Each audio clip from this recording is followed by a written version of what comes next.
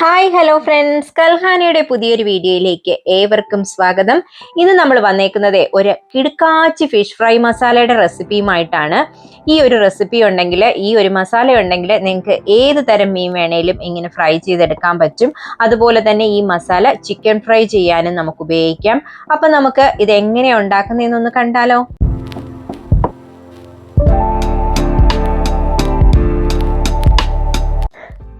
നല്ലൊരു കിടുക്കാച്ചി ആവോലിയാണ് നമുക്ക് കിട്ടിയേക്കുന്നത് കേട്ടോ. ഇതാണ് നമ്മളിന്ന് ഫ്രൈ ചെയ്യാൻ പോകുന്നത്. അപ്പം ഞാൻ ഇത് ആദ്യം ഒന്ന് കട്ട് ചെയ്തുകൊണ്ട് വരാവേ. അപ്പം നമ്മുടെ ആവോലി ഇവിടെ കട്ട് ചെയ്തുകൊണ്ട് വന്നിട്ടുണ്ട്. അതിൻ്റെ ഉള്ളിലുള്ള ഇൻഡസ്റ്റൈനൊക്കെ എടുത്ത് കളഞ്ഞ് ഇതിൻ്റെ മുകൾ ഭാഗം ഒന്ന് വരഞ്ഞിട്ടുണ്ട്. അതിൻ്റെ മസാല ഉള്ളിലേക്ക് പിടിക്കാൻ വേണ്ടിയിട്ടാണ്. ഇത് കുക്കിംഗ് പഠിക്കുന്ന കുട്ടികൾക്ക് വേണ്ടിയിട്ടാണ് ഞാനതൊന്ന് എടുത്ത് പറഞ്ഞത് കേട്ടോ.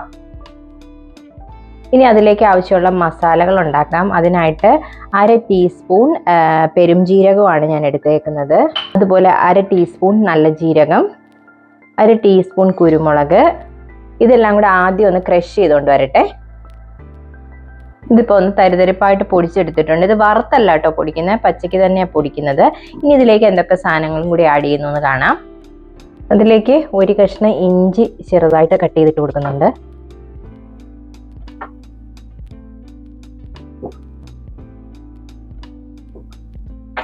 ഇനി ഒരു 4-5 അല്ലി വെളുത്തുള്ളിയും കൂടെ ചെറുതായിട്ട് കട്ട് ചെയ്ത് അതിലേക്ക് ഇട്ട് കൊടുക്കുവാണ്. കട്ട് ചെയ്തില്ലെങ്കിലും കുഴപ്പമില്ല, ഇത് അരച്ചെടുക്കാനുള്ളതാണ്.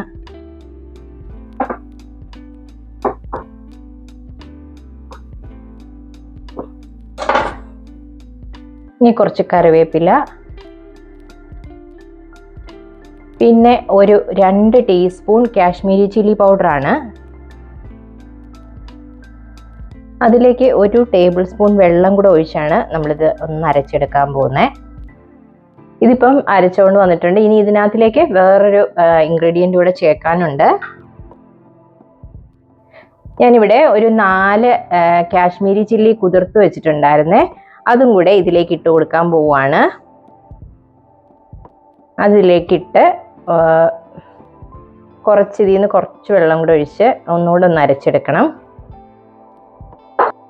ഓക്കെ, നമ്മുടെ മുളകും മസാലകളും എല്ലാം കൂടെ അരച്ചെടുത്തിട്ടുണ്ട്. മുളക് ഇതുപോലെ തരിതരിപ്പായിട്ട് അരഞ്ഞാൽ മതി. അതിൻ്റെ മുളകിൻ്റെ അരിയൊക്കെ ഇങ്ങനെ കിടക്കണം അതിനകത്ത്. അതാണ് ഈ മസാലയുടെ ടേസ്റ്റ്. ഈ മസാലയിലേക്ക് ഇനി 1 ടേബിൾ സ്പൂൺ അരിപ്പൊടിയാണ് ചേർത്ത് കൊടുക്കുന്നത്. ഞാൻ ഇടിയപ്പത്തിൻ്റെ പൊടിയാണ് എടുത്തേക്കുന്നത്.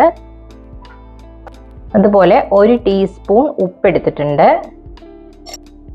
അടുത്ത് ഞാൻ ചേർത്ത് കൊടുക്കാൻ പോകുന്നത് 1 ടേബിൾ സ്പൂൺ വിനാഗിരിയാണ്. നാരങ്ങാനീരായാലും മതി കേട്ടോ. കുറച്ച് വെളിച്ചെണ്ണ ഒഴിച്ച് ഒന്ന് ചാലിച്ചെടുക്കാൻ പോവാണ്. വെളിച്ചെണ്ണ തന്നെ ഒഴിക്കണേ, അല്ലാതെ വെള്ളം ഒഴിച്ചേക്കരുത്. ഈ സമയത്ത് നന്നായിട്ടൊന്ന് മിക്സ് ചെയ്തെടുക്കുക.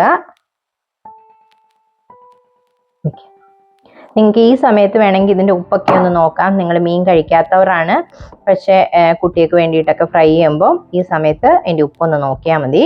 ഇപ്പം ഞാൻ ഉപ്പും പുളിയൊക്കെ നോക്കിയിട്ടുണ്ട്, എല്ലാം നല്ല പാകത്തിനായിട്ടുണ്ട്. ഈ ഒരു മസാല തന്നെ നമുക്ക് ചിക്കൻ ഫ്രൈ ഉണ്ടാക്കാൻ വേണ്ടിയിട്ടും ഉപയോഗിക്കാം കേട്ടോ. അതുപോലെ തന്നെ നിങ്ങൾ ഓർക്കും ജീരകം ചേർത്തേക്കുന്നതുകൊണ്ട് ഇതിന് വല്ലാത്ത ടേസ്റ്റ് വരില്ലെന്ന്. ഒന്നുമില്ല, നല്ല അടിപൊളി ടേസ്റ്റാണ്. ഈ മസാല കുറേശ്ശെ ഈ മീനിലേക്ക് തേച്ച് പിടിപ്പിച്ചു കൊടുക്കാൻ പോവുകയാണ്. ഇതിന് ഈ നമ്മൾ വരഞ്ഞെടുത്തില്ലേ, ആ ഗ്യാപ്പിലൊക്കെ ഈ മസാല ഫില്ല് ചെയ്ത് കൊടുക്കണം. മസാല തേച്ച് പിടിപ്പിച്ച് കഴിഞ്ഞിട്ട് ഞാൻ കാണിക്കാം കേട്ടോ. ഇപ്പം നമ്മുടെ മീനിൽ മസാലയൊക്കെ തേച്ച് പിടിപ്പിച്ചിട്ടുണ്ട്.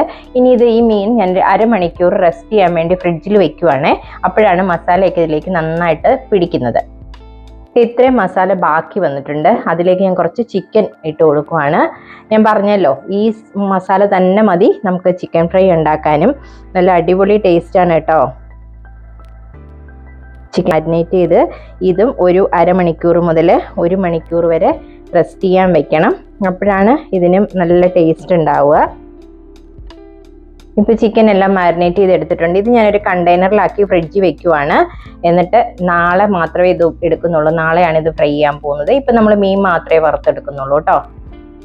ഞാനൊരു ചീനിച്ചട്ടി അടുപ്പിൽ വെച്ച് അതിലേക്ക് കുറച്ച് വെളിച്ചെണ്ണ ഒഴിച്ച് കൊടുത്തിട്ടുണ്ട്. വെളിച്ചെണ്ണയാണ് ഈ മീൻ ഫ്രൈക്ക് കൂടുതൽ ടേസ്റ്റ് കൊടുക്കുന്നത്. അപ്പം അതിലേക്ക് ഞാൻ കുറച്ച് കറിവേപ്പില ഇട്ട് കൊടുത്തിട്ടുണ്ട്. മീൻ ആ പാത്രത്തിൻ്റെ അടിക്ക് പിടിക്കാതിരിക്കാൻ വേണ്ടിയിട്ടാണ് അങ്ങനെ കറിവേപ്പില ഇട്ട് കൊടുക്കുന്നത്. കറിവേപ്പിലയ്ക്ക് പകരം കടുക് വെതറി കൊടുത്താലും മതി അടിയിൽ. അപ്പം ഞാനിപ്പോൾ കറിവേപ്പില ഇട്ടുന്നേ ഉള്ളൂ. അപ്പം മീൻ അടിക്ക് പിടിക്കില്ല കേട്ടോ. എന്നിട്ട് നമ്മുടെ മീൻ അതിലേക്ക് വെച്ച് കൊടുക്കുവാണ്. എന്നിട്ട് ഈ ഒരു സൈഡ് ഒരു 5 മിനിറ്റ് ഫ്രൈ ചെയ്തെടുക്കണം. ഇനി ഇത് നമുക്കൊന്ന് ഒരു സൈഡ് തിരിച്ചിട്ട് കൊടുക്കാം. കെയർഫുള്ളായിട്ട് തിരിക്കണം, അല്ലെങ്കിൽ ചിലപ്പോൾ അത് പൊടിഞ്ഞു പോകും. നമ്മുടെ കറിവേപ്പിലേക്ക് അതിനകത്ത് ഒട്ടി വന്നിട്ടുണ്ട്. അപ്പോഴേ നിങ്ങൾക്ക് തിരിച്ചിടാൻ ബുദ്ധിമുട്ടാണെങ്കിൽ സ്റ്റൗ ഇച്ചിരി നേരം ഓഫ് ചെയ്ത് വെച്ച് ആ ഒരു സൈഡ് തണുത്ത് കഴിയുമ്പോൾ തിരിച്ചിട്ട് കഴിഞ്ഞാൽ മീൻ നന്നായിട്ട് പൊടിയാതെ തിരിഞ്ഞു കിട്ടും കേട്ടോ. ഇത് ഈ സൈഡൊക്കെ ഒന്ന് വെന്ത് വരാനുണ്ട്. അപ്പം ഞാനിതൊന്ന് അടച്ചു വെച്ച് കൊടുക്കുകയാണ്. അടച്ചു വെച്ച് കഴിയുമ്പം അവിടെ അങ്ങ് വെന്ത് കിട്ടും. എനിക്കിപ്പോൾ ഒന്ന് നോക്കാം. നമ്മുടെ മീൻ ഇവിടെ റെഡി ആയിട്ടുണ്ട്. ഒന്ന് തിരിച്ചു കൊടുക്കാവേ.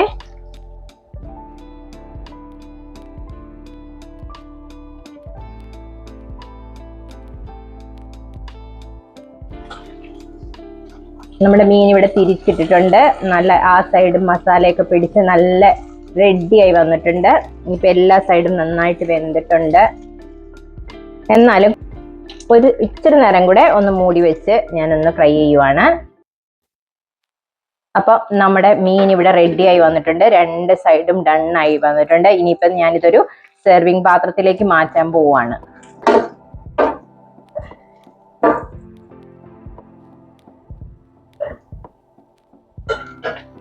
കണ്ടോ, നല്ല അടിപൊളിയായിട്ട് കിട്ടിയിട്ടുണ്ട് നമ്മുടെ ഫിഷ് ഫ്രൈ. ഈ മസാലയ്ക്ക് നല്ല അടിപൊളി ടേസ്റ്റ് ആണ് കേട്ടോ. നിങ്ങൾ ഇതുവരെ ട്രൈ ചെയ്ത് നോക്കിയിട്ടില്ലെങ്കിൽ ഒന്ന് ട്രൈ ചെയ്ത് നോക്കണം. ഞാനിപ്പോൾ കുറച്ച് സ്റ്റീം ചെയ്ത വെജിറ്റബിൾസിൻ്റെ കൂടെയാണ് ഈ ഫിഷ് കഴിക്കാൻ പോകുന്നത്. അപ്പം നിങ്ങൾ ഇതുപോലെ ട്രൈ ചെയ്ത് നോക്കിയിട്ട് ഫീഡ്ബാക്ക് അറിയിക്കണം. അതുപോലെ തന്നെ ലൈക്ക് ചെയ്യാനും കമൻറ്റ് ചെയ്യാനും സബ്സ്ക്രൈബ് ചെയ്യാനും മറന്നു പോകരുത്. കൂട്ടത്തിൽ ഹൈപ്പും കൂടെ ചെയ്തേക്കണേ. അപ്പോൾ താങ്ക് യു, ബൈ.